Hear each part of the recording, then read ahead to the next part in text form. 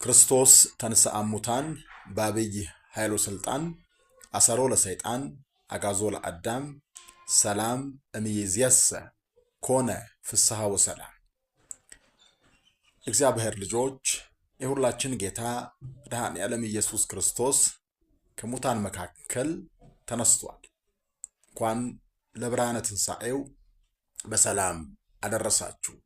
የትንሣኤው በዓል የሰላም፣ የፍቅር፣ የስምምነት፣ የአንድነት እንደዚሁም እርስ በርሳችን የምንተጋገዝበት ወንጌል በደንብ አድርገን በልባችን ጽላት ጽፈን የምንቀጥልበት ጊዜ እንዲያደርግልን ስሙ የተመሰገነ ይሁን።